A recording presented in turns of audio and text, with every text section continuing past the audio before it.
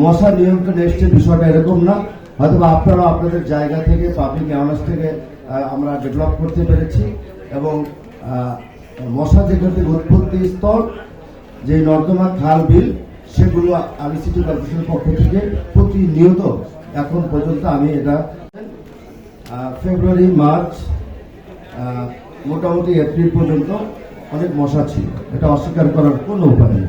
কিন্তু এখন আগের তুলনায় আমি বলবো না একদম নেই, আগের তুলনায় মশা কিন্তু অনেক নিয়ন্ত্রণে আছে, অনেক নিয়ন্ত্রণে আছে এখন। সেটার মূল কারণ শুধুমাত্র আমি মশার ওষুধ ব্যবহার করেছি বিধায় মশা নিয়ন্ত্রণে এসছে বিষয়টা এরকম না, হয়তো আপনারা আপনাদের জায়গা থেকে পাবলিক অ্যাওয়ারনেস থেকে আমরা ডেভেলপ করতে পেরেছি এবং মশা যেখান থেকে উৎপত্তি স্তর যে নর্দমা খাল বিল সেগুলো আমি সিটি কর্পোরেশনের পক্ষ থেকে প্রতিনিয়ত এখন পর্যন্ত আমি এটা পরিষ্কার পরিচ্ছন্নের মধ্যে অব্যাহত রেখেছি, এখনো চলছে চলমান কাজ।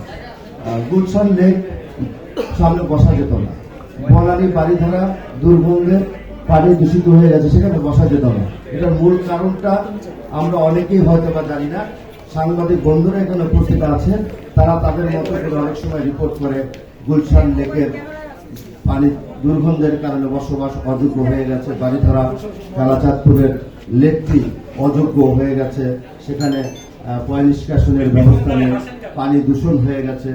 এই রিপোর্টগুলো ওনারা করে থাকেন মাঝে মাঝে। তাই আমি মনে করি সেই রিপোর্টগুলো ওনাদের করার মাধ্যমে আমাদের হয়তো একটু দৃষ্টিগোচর বেশি হয়, তখন গিয়ে হয়তো বা আমরা এই বিষয়গুলো নিয়ে কাজ করি। একটা সাময়িক আমি বলবো না স্থায়ী, সাময়িকভাবে আমরা সেই কাজগুলো পরিষ্কার পরিচ্ছন্ন করে থাকি, বাট এটা স্থায়ী কোনো সমাধান নয়,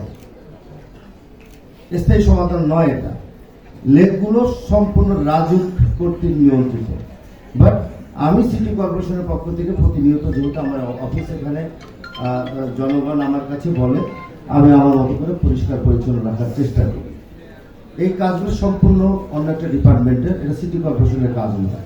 বাট আমি সিটি কর্পোরেশন, এটা তো নগরের ভিতরে সব খালগুলো লেকগুলো, আমি মনে করছি এটা আমারও হয়তো বা করা উচিত।